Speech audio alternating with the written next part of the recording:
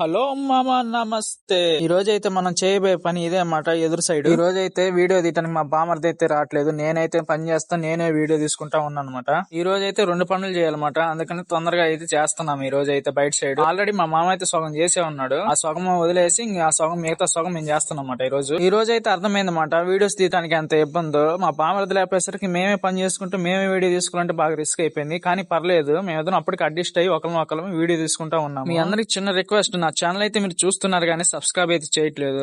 నా ఛానల్ అయితే మీరు సబ్స్క్రైబ్ చేస్తే ఇలాంటి వీడియోస్ ఎన్నో చేస్తాను, అవకాశం ఉండిద్ది. మామ అయితే లోపలైతే వర్క్ చేస్తున్నాడు, సలాకులు కొట్టి సెల్ఫ్లు మెత్తని.